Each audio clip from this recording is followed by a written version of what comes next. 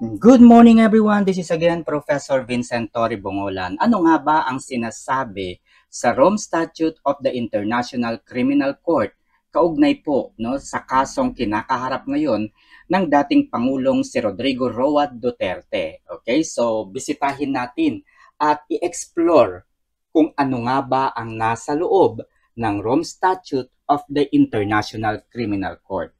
Ano bang depensa ang maaaring gamitin ni former president o ng kanyang kampo sa pamamagitan ng kanyang abogadong sina attorney Nicholas Kaufman at syempre si attorney Dov Jacobs. Ano kaya yung maaari nilang maging depensa upang mapalaya o mapauwi o mapawalang sala si former president Rodrigo Roa Duterte, mga kaibigan? Okay, so ito po yung kaso na isinampa against the former President Rodrigo Roa Duterte. Okay?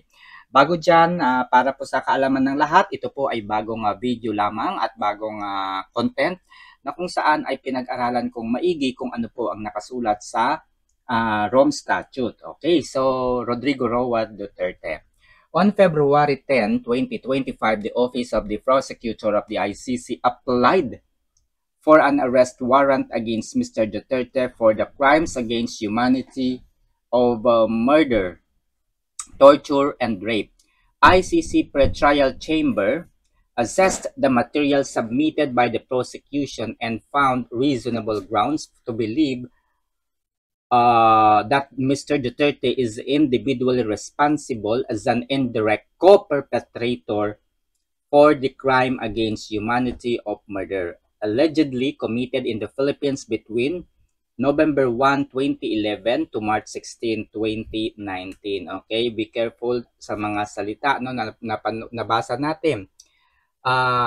Indirect co-perpetrator yung nakalagay po sa ICC warrant of arrest. So, ibig sabihin ng indirect co-perpetrator, hindi po si former President Rodrigo Roa Duterte ang mastermind sa mga kaso na isinampa laban sa kanya.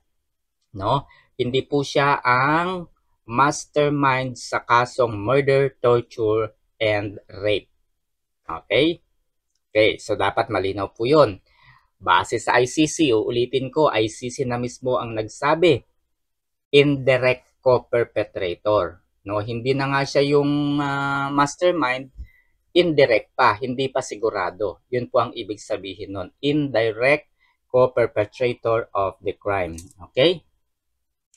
So, pag-aralan natin, ano nga ba yung mga elemento ng case against humanity? No? Ito po, yung mga elemento ng crimes against humanity. Una, base dun sa definition na nabasa natin. Ito po yung definition, no? Crimes against humanity is defined as by the Rome Statute of the International Criminal Court as are the acts such as murder, extermination, enslavement, deportation, imprisonment, torture, rape, persecution, and other inhumane acts when committed as part of a widespread or systematic attack directed against any civilian population. These acts must be committed with the knowledge of the attack. Okay, so be careful again with the words na nabasa po natin. Ano? So sabi po dito, ang crimes against humanity daw ay mayroong mga elemento.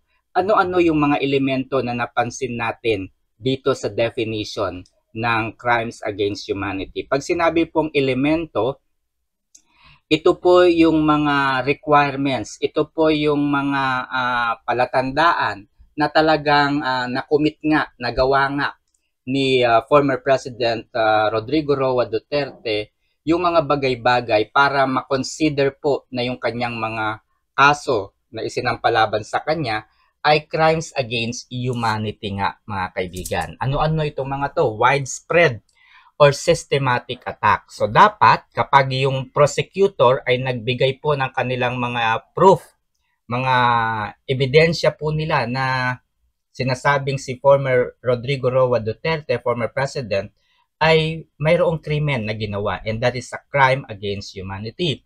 Kailangan pong patunayan ng prosecution na there is a widespread or systematic attack Ano po ang ibig sabihin ng widespread or systematic attack?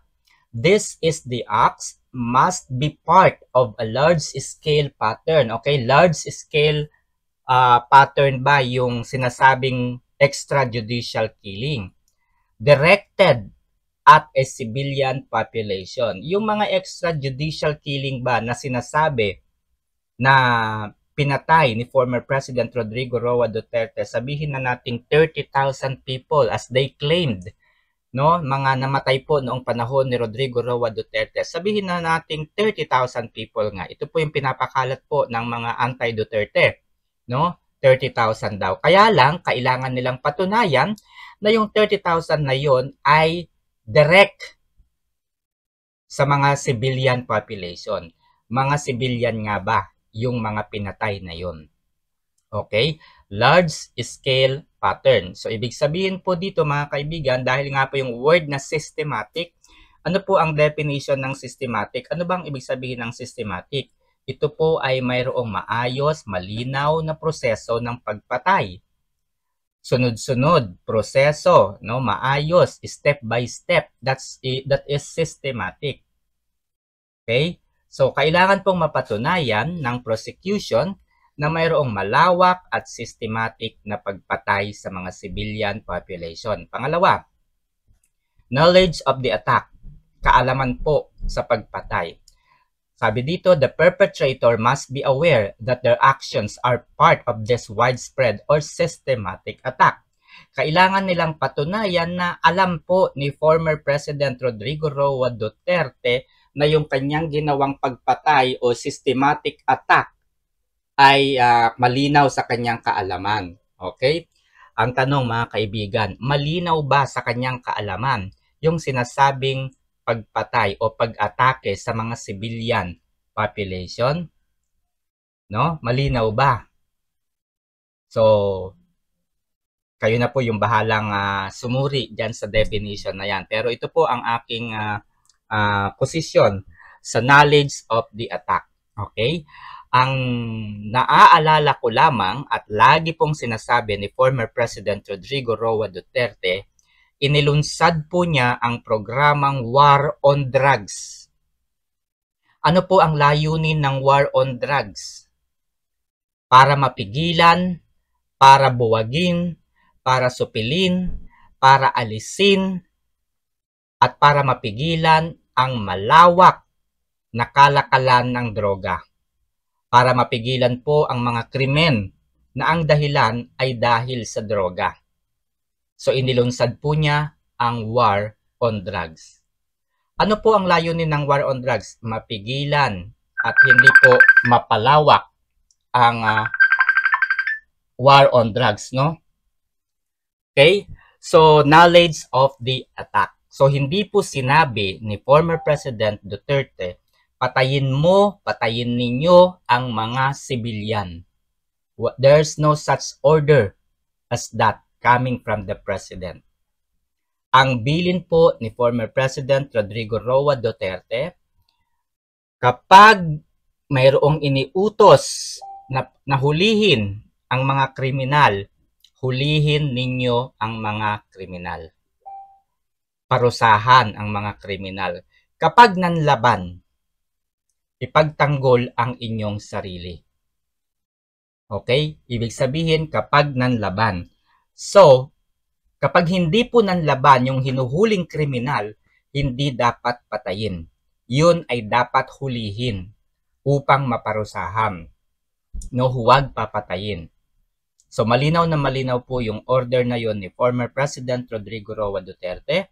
Kapag mayroong hinuling kriminal, gawin ang lahat para ito po ay maparusahan, hulihin.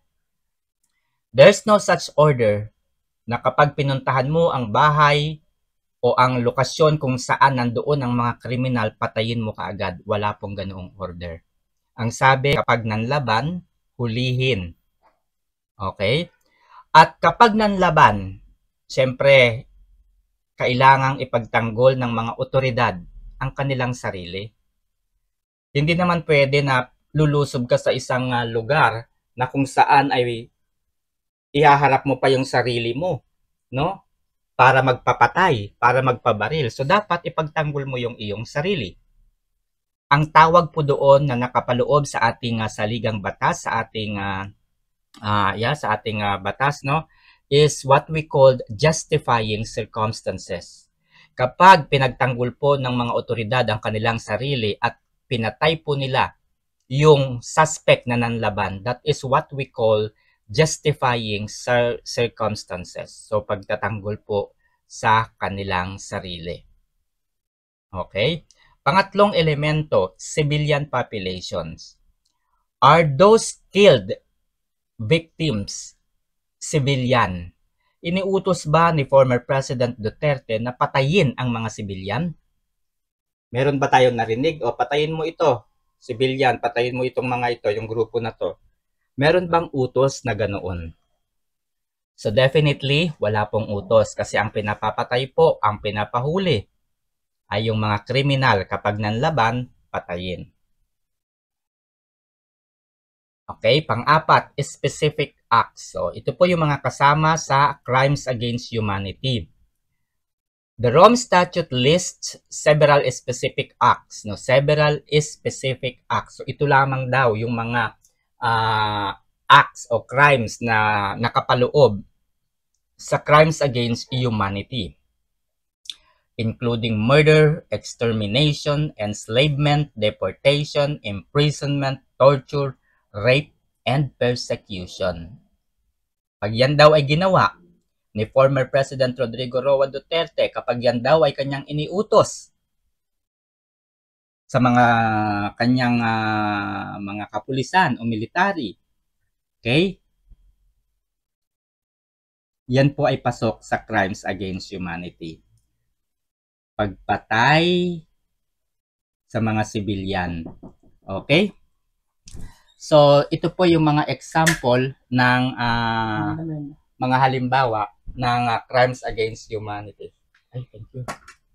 Ikaw pala nagluluto.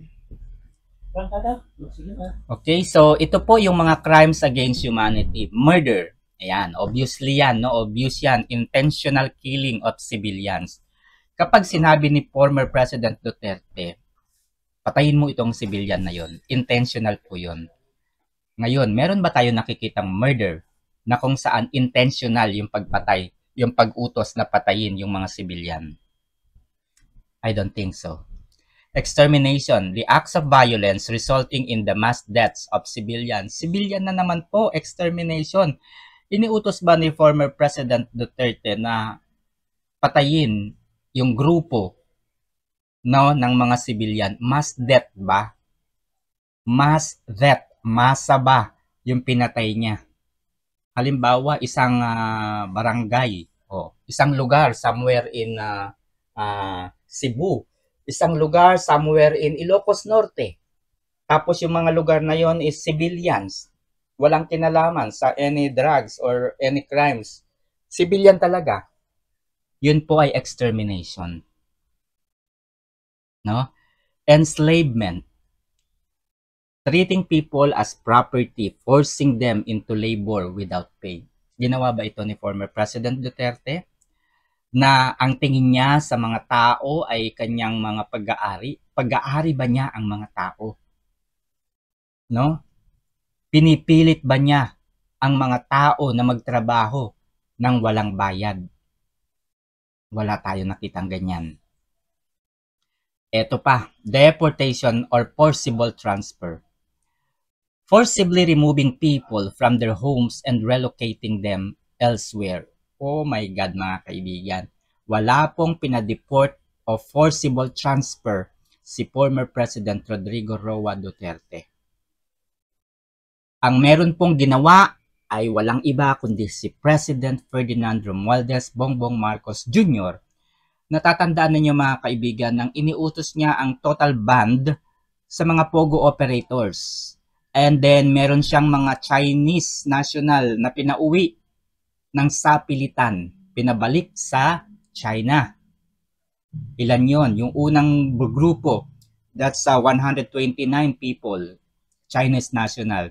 Kung mapapanood po ninyo uli sa mga videos sa YouTube no, nung pinauwi po yung mga Chinese national doon, hindi po yun pinag-aralan kung yun ba ay talagang sangkot sa Pogo, meron bang krimen na ginawa related sa Pogo, at so on so forth. Pinauwi po ng sapilitan yung mga yon.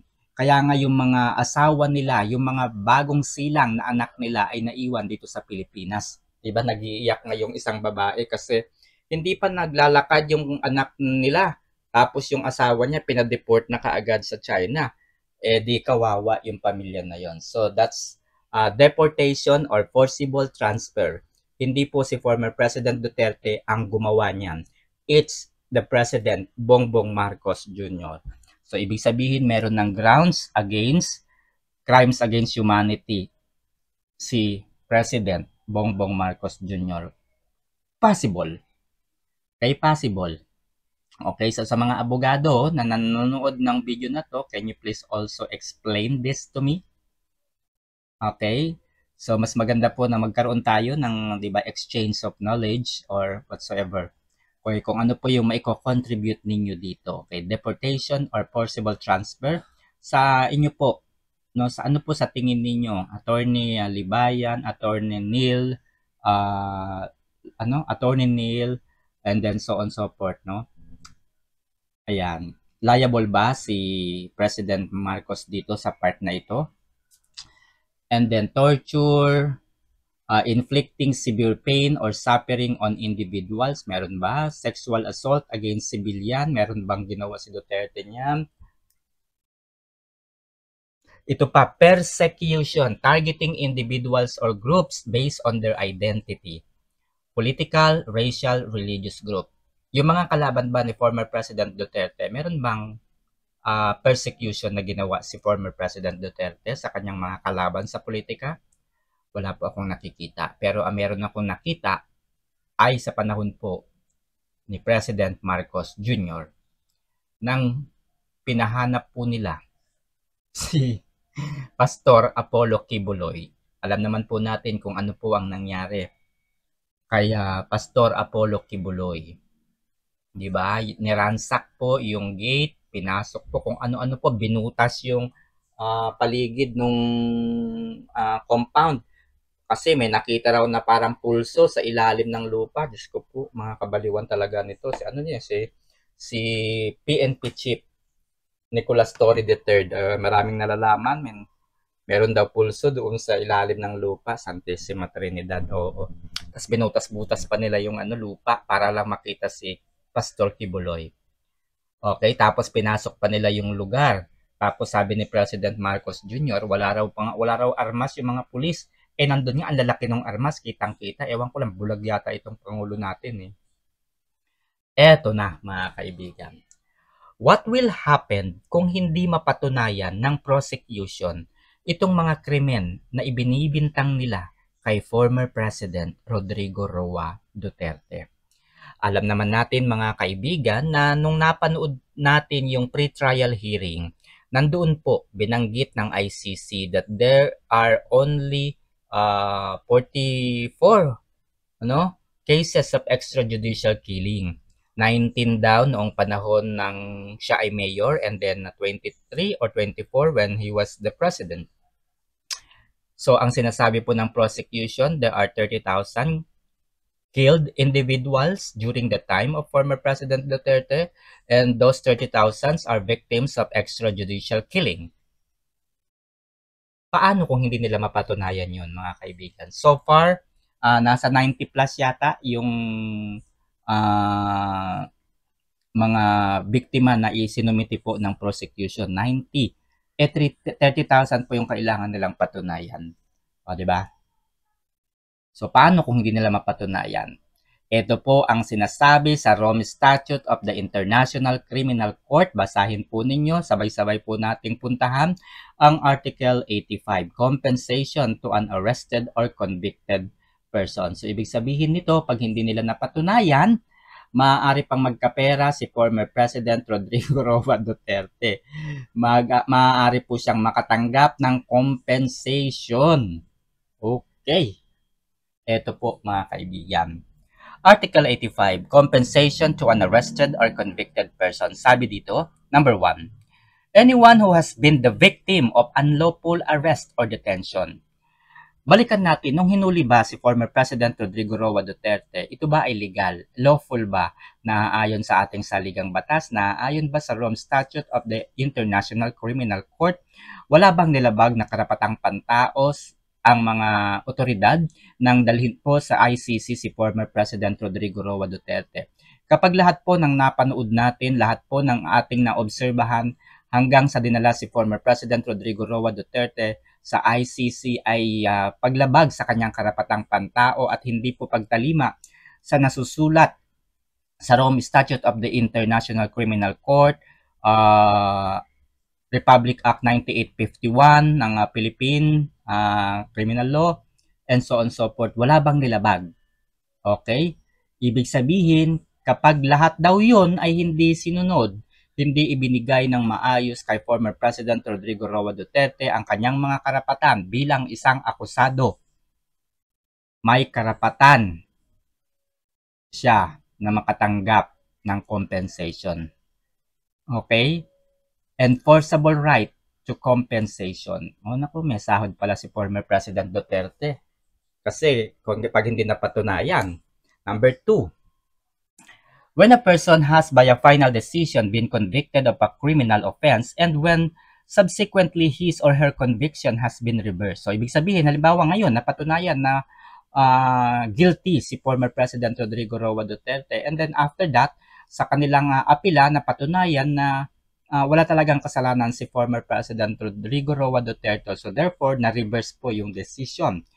Okay, has been reversed on the ground that a new or newly discovered fact shows conclusively that there has been miscarriage of justice. So, ibig sabihin, kung ang naging dahilan kung bakit na-convict siya, no? Nakulong siya, na-desisyonan na siya ay guilty, pero at the end of the day, ay mali pala.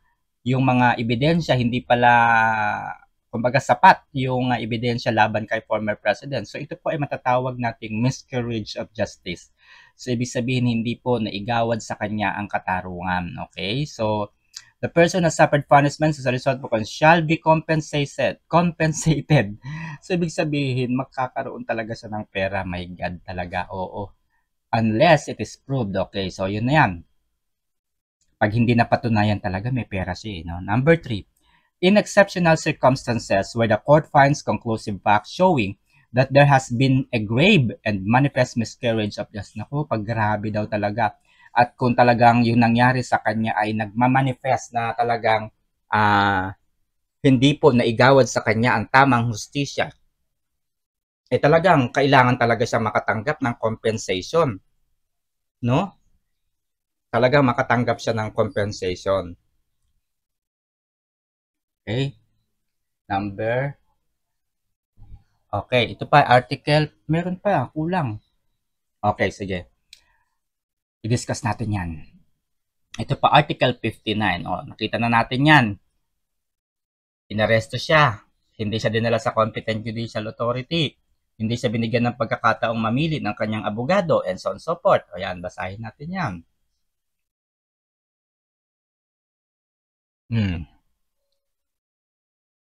Meron siyang karapatan, number 6, no? Basahin nyo na lamang po yan, guys, no? Hindi ko na ipapaliwanag, kasi nagawa ko na to nung nakaraang video ko. Ayoko nang ulitin. Okay. Eto, mga kaibigan. Ito yung tagpo na kung saan nagkaroon ng press con. Kasi tinanong dito yung karapatan ni former President Duterte. Ang Department of Justice po kasi yung umakto bilang competent judicial authority ayon sa spokesperson ng PNP. Ayan, yung babaeng yan. Hindi ko alam kung babae ba yan o tomboy. So, DOJ daw yung umaktong judicial authority. Ito ang tanong ko, mga kaibigan.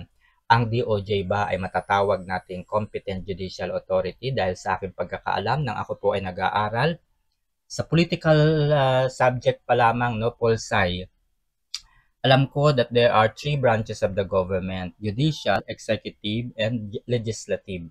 So, yung judicial, ang alam ko, yung bahagi niyan ay RTC, MTC, Supreme Court, Court of Appeals, and any court. Mga korte, yun po ang judicial. So, pag sinabi mong dapat dalhin si former president sa judicial authority, competent judicial authority, It's either from the MTC, RTC, or Supreme Court, hindi po sa DOJ, at lalong hindi po sa Villamor Air Base. Okay, ito po, no, yung gabi na ito was the human rights and the constitutional rights of the former President Rodrigo Roa Duterte respected by the CIDG Director General Nicolas Torre III. Okay. Mamaya ipapanood ko yung video niyan.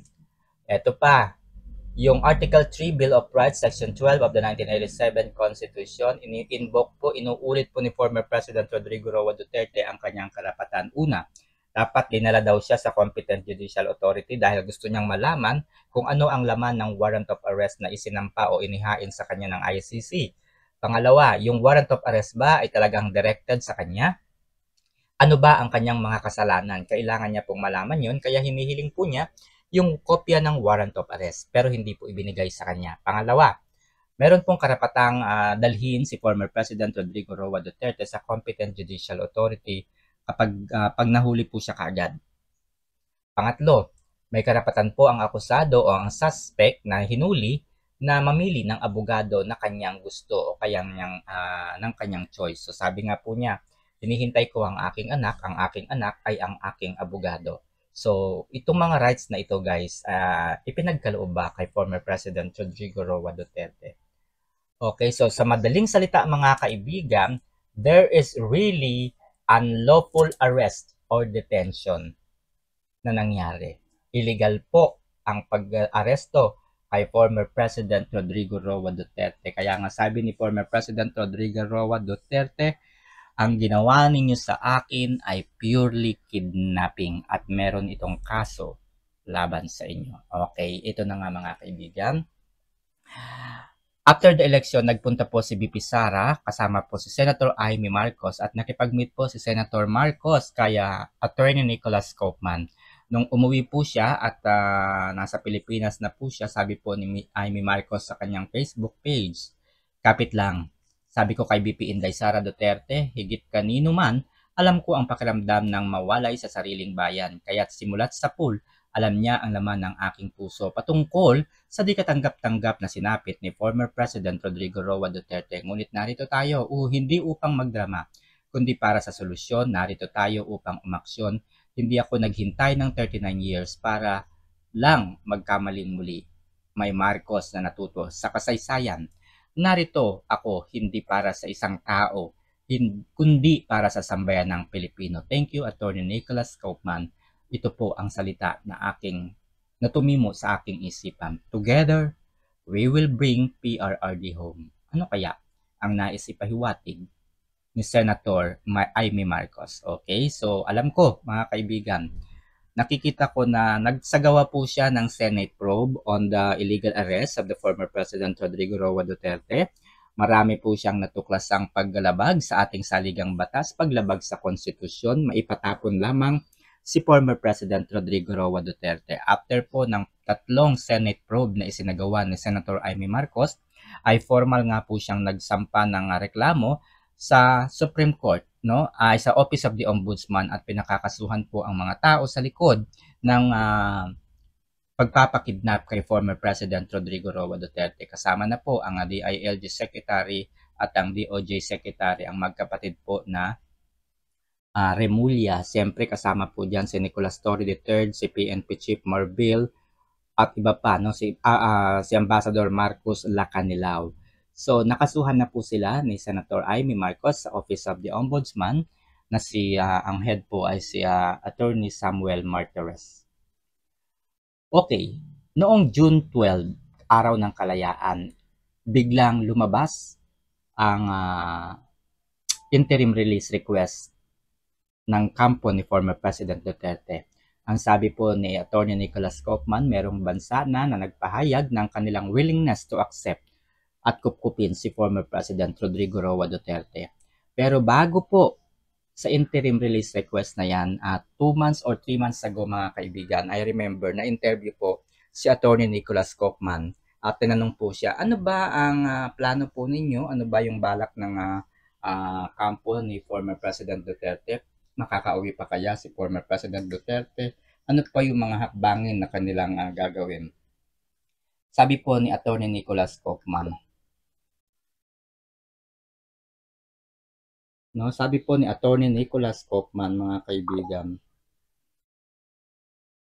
dalawang paraan para makauwi ng Pilipinas si former President Rodrigo Roa Duterte. Hindi naman po siya hinuli at hindi rin po nag-utos ang ICC na hulihin si Duterte, kundi ang Philippine government po ang kusang naghatid sa kanya sa ICC. Kinidnap po sa Pilipinas si former President Duterte at dinala po sa ICC. So maaaring makabalik po ng Pilipinas si former President Duterte kung siya ay babawiin ng Philippine government. Yan po yung unang paraan para makabalik siya sa Pilipinas. Pangalawa, kung mayroong isang bansa na magbigay po ng willingness para siya ay tanggapin, ay makakalabas po sa ICC si former President Rodrigo Roa Duterte. Okay? At noong June 12 nga po, nagkaroon po ng balita, no, na ipinal na nga po ng kampo ni former President Duterte ang interim release request nga nito, at nakita po natin ito sa website ng ICC dahil meron na raw bansa na nagbigay po ng pagpapaunlak na tanggapin si former President Duterte, pero hindi po binanggit doon sa urgent request for interim release dahil may mga bagay po doon na hindi po inilagay, kaya po may salitang redacted. Ibig sabihin, there are confidential data and information na hindi po maaaring isulat o ilagay doon sa interim release ng kampo ni former President Duterte. So ibig sabihin, nandoon po yung bansa na nagbigay ng pagpapaunlak pero hindi po binanggit kung anong bansa ito, mga kaibigan. Okay? Hindi po binanggit. Ang sinasabi lamang po doon at ng iba pang mga nag-review ng interim release request ay maaaring makauwi o makaalis po sa ICC si former President Duterte provided that the country na nagpaunlak po na siya ay tanggapin ay member state lamang din po ng ICC. Kung hindi daw po miyembro ng ICC ay hindi maaaring pumunta doon si former President Rodrigo Roa Duterte, mga kaibigan. So kaya nga umingay yung balita na Malaysia o kaya naman ay Japan. Okay? Kasi ako po personally sabi ko, China o kaya Amerika yan. Pero naalala ko nung nasa Japan po si former President Duterte, tinanong siya ng isang Japanese reporter, kung kayo po ang pamimiliin, ano po ang mas mahal ninyo? Japan nga ba o China? Sabi po ni former President Duterte, I love Philippines. Nung tinanong po siya uli ng reporter, ano po yung mas gusto ninyo, McDonald's o Jollibee? Ang sabi po ni former President Rodrigo Roa Duterte, mas gusto kong kumain sa bahay o kaya sa Malacanang sa palasyo.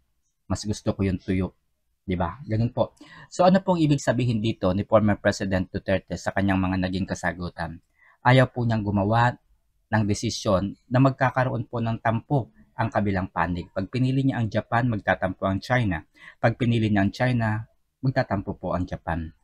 Kapag pinili niya ang Jollibee, magtatampo ang McDo. So ayaw po niya ng ganun. So isang pagpapatunay na si former President Rodrigo Roa Duterte ay isang diplomatic person. Ayaw po niyang magkaroon ng conflict. Kaya ang nakikita ko po dito at naiisip ko, mga kaibigan, kung Cambodia ba, Timor-Leste, Japan, Malaysia ba yung magbibigay sa kanya ng pagpapaunlak, hindi niya ito tatanggapin. Hindi niya ito tatanggapin. So sabi ko, hindi rin naman ito China. Sabi ko, una, China, saka Amerika. Sabi ng mga anti-Duterte, hindi nga tayo miyembro ng ICC. Ay, hindi nga miyembro ng ICC ang Amerika saka China. Huwag kang ano dyan, di ba? Sabi niya, magbasa ka, professor ka pa naman. Di sabi ko, oo nga pala, no? Sabi nga pala, member state daw, ay hindi nga pala miyembro ang Amerika at China. Di sige, sabi kong ganun, kayo na yung tama. So, sumunod dyan ay tinignan natin yung mga member state country. Cambodia, Timor-Leste, Malaysia, Japan. So, naisip ko naman, ayaw nga niyang mamili, baka may magtampo. So, sabi ko, wala siyang pipiliin yan. Ang tanging naisip ko, Pilipinas. Sabi na naman ng mga anti-Duterte, tanga ka ba?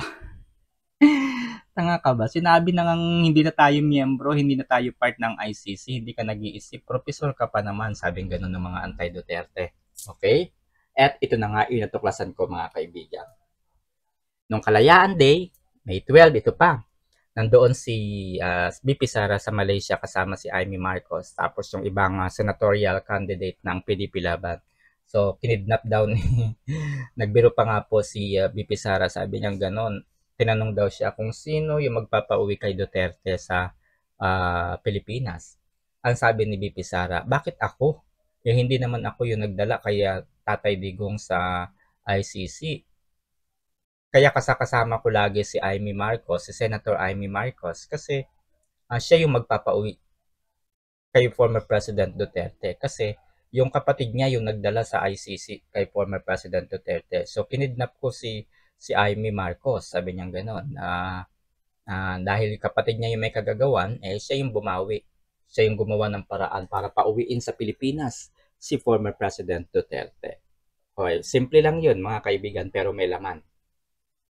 Ito na nga mga kaibigan, di ba? May interim release request tapos may bansa na, pero undisclosed yung bansa na yon. Ang nasa isip ko talaga, Pilipinas.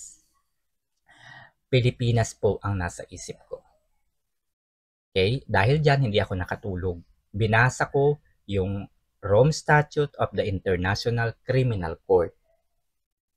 At ito po ang aking katanungan. Pwede bang sa Pilipinas umuwi si former President Rodrigo Roa Duterte kahit hindi na tayo member state? Kahit hindi na tayo miyembro ng ICC? Pwede ba? Ito po yung aking nabasa.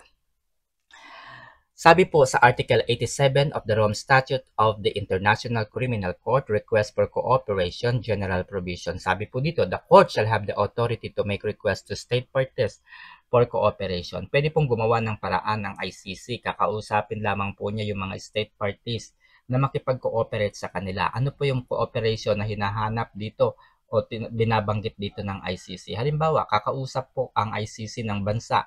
Halimbawa, Germany o ibang bansa, no? Oy, ito, makipag-cooperate kayo sa amin. Kopkopin ninyo si former President Duterte. Okay, so meron nga mga diplomatic channels. So meron silang kakausapin doon sa bansa na naisip nila. Halimbawa, naisip nila ay Germany. Okay? So may mga diplomatic channel doon. Kakausapin nila yung Defense Secretary, Foreign Affairs Secretary ng bansa na yon. Tapos sasabihin nila, oh ito si former president may kaso sa ICC. Kinasuhan siya ng Philippine government. Nag-a-apply siya ng interim release. Pwede nyo bang kupkupin si former President Duterte? Ayan, ganun po yung nakalagay. So, maaaring kumausap po ang ICC. So, when appropriate, without prejudice to the provisions of subparagraph A, request may also be transmitted to the International Criminal Police Organization or any appropriate regional organization. So, ibig sabihin guys, no, maaari ding makipag-coordinate yung ICC sa Interpol. So, maghihingi siya ng tulong sa Interpol o maghanap nga kayo ng bansa na maaaring kumupkop kay former President Duterte. Yung mga state countries, pwede ninyong kausapin and so on so forth para magkaroon po ng pansamantalang kalayaan ang dating Pangulo ng Pilipinas. Okay, yan po yung pwedeng gawin ng ICC. Ito po yung pinakang sagot sa tanong kanina, pwede bang umuwi sa Pilipinas si former President Rodrigo Roa Duterte kahit hindi na tayo miyembro ng ICC? Or pwede bang pumunta sa ibang bansa si former President Duterte kahit hindi na miyembro yung bansa na yon ng ICC? Halimbawa Amerika, halimbawa China, and so on so forth. Ito po yung sinasabi sa paragraph 5. The court may invite any state not party to this statute. Ibig sabihin, yung ICC po ay iimbitahan po yung mga state, no, o bansa na hindi miyembro ng ICC at hihilingin nila na mag-provide itong bansa na ito ng assistance. Ano ba yung maaaring assistance na pwede nilang i-provide kay former President Duterte? So, siyempre, kupkupin ang Pangulo para sa kanyang pansamantalang kalayaan. So, kahit po hindi miyembro, ulitin ko lang, kahit po hindi miyembro yung bansa, ay maaaring kumilos ang ICC at kausapin yung bansa na yon at sabihan kung willing ba itong kupkupin si former President Rodrigo Roa Duterte. Bahala po ang ICC na pumausap dyan, mga kaibigan.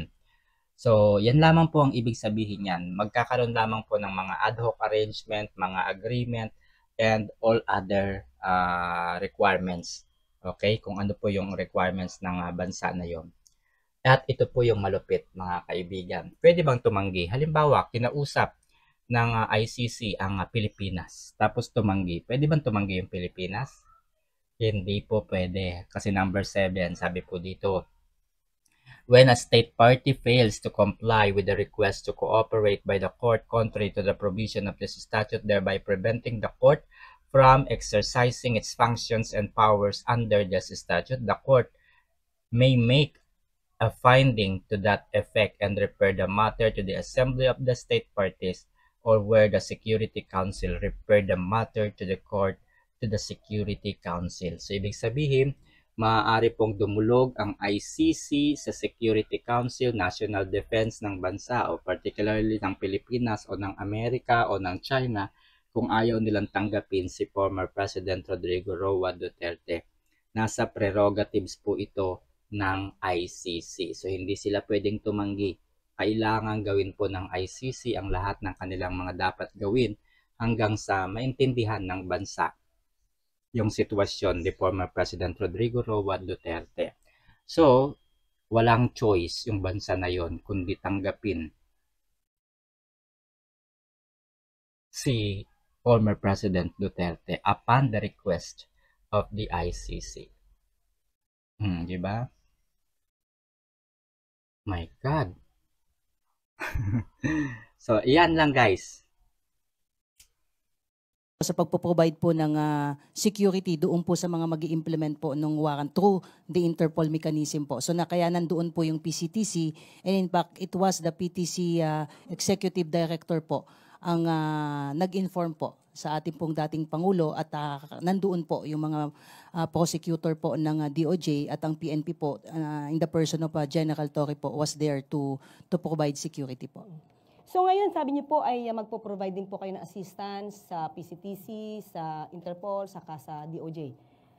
Yusek Nick, ano po yung naging papel po ninyo at the time na isa-serve yung warrant of arrest kay dating Pangulong Duterte? Sa kampo ng DOJ, nalaman namin yung notice sa PCTC through the Bureau of Immigration. Kasi yung PCTC, i-diffuse niya yan o ikakalat niya sa may iba-ibang law enforcement agencies natin na may ganong notice, no? Notice for the warrant of arrest. Alam natin sa DOJ, may dalawang layers tayo, no? Ang BI at ang NBI. BI ang nag-inform sa amin na may ganitong request.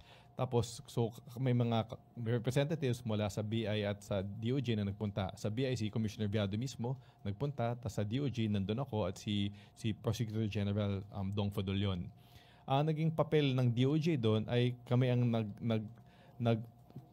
ang naging competent authority, no, or competent judicial authority upang saksihan ang buong pagpatupad ng warrant of arrest at siguraduhin na sumusunod ito doon sa mga kinakailangan ng ICC upang properly ma-deliver si PRRD sa kanila.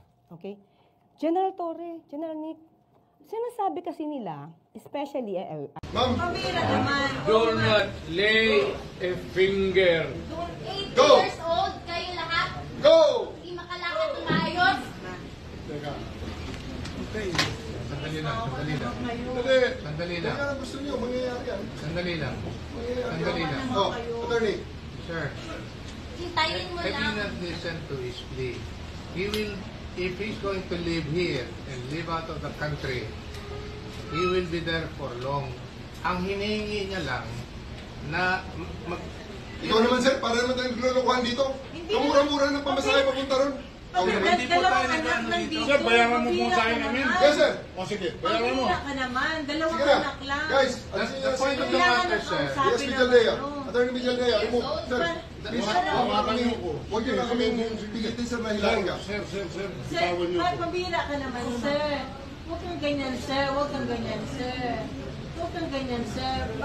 Humane lang, sir. Humane lang. Humane lang. Humane lang. Humane lang. Humane lang. Humane lang. Huwag kang tumawag sa akin. Bawal lumawa. Bawal lumawa. Hinihingi na lang natin. Oo. 8 years old na hindi nalakan mo maayos. Kasi kayo lahat. Sir, ganito sir. Sir, ganito sir. Sir, ganito sir.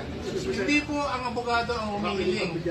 Si President Duterte na mismo ang humihiling. Kaya nga, pagbigyan nyo. Pagbigyan mo naman. Kanina pa eh. Hindi naman lahat ng, ilan ang hinuli ngayong araw na ito, sir? Sa iba-ibang mga krimen. Ilan ang binigyan ng ganitong... Kasi nandito kayo lahat eh. Yung isang tao. Ilan ang binigyan ng Nag-iisang tao, ang daming krimen sa labas. Residential Nandito loans kayo. namin. Sir, hindi kami Sir, humingi ng please pabor. naman. Just invoke Article 59.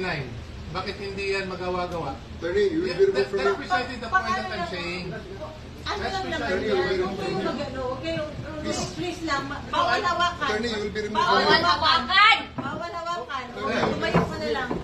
Bawal The right to hawakan. counsel is something that has to be observed Right to counsel. and Huwag respected. kayong humawak. Wala na kayong pakialam sa kalugan. Huwag mo ano Kasi yung nga, lawyer. nag-uusap Huwag pa mo kami. ano yung lawyer. Nag-uusap pa kami. Bawal. Huwag na tayo Nag-uusap pa kami. Huwag mo hawakan yung lawyer. Huwag mo hawakan. Nag-uusap pa kami. Huwag mo hawakan. Huwag mo ako hawakan. Huwag ba? Nag-uusap pa kami. Attorney, please Huwag naman. mo hawakan. Is this what you want, Mr. President? Huwag mo hawakan. Time lang eh. Time lang. Kayo mga Huwag mo hawakan yung nanay ko! Nag-uusap na dito, Sabi mo sir, 8 o'clock sir eh. 8:30 na sir. may hinihintay ako ng anak. Hindi, siya. On record. On record. Ako ang humingi ng On record. Ang anak ko pupunta dito. Mr. President, hindi darating yun. Kasi hindi mangyayari yun. Bigyan mo ng pagkakataon. Kasi ayaw mangyayari yun. Magdadala ng gamit. Ayaw niyong papasukin. Ayaw niyong papasukin. Grabe, deprivation naman, abuso naman yan. Hayaan mo lang makita nila ang tatay nila. 80 anyos. Kung ganun, okay lang. Kung hindi niyo papasukin, make it clear. Yes sir, hindi papasukin sir. Hindi ninyo, ikaw, Yes sir. hindi mo Upon my order. Hindi mo pinapasok. Yes sir, upon my order sir. Ang sabi ko, ang abogado ko, ang anak ko na babae, They can visit you at your detention center sir.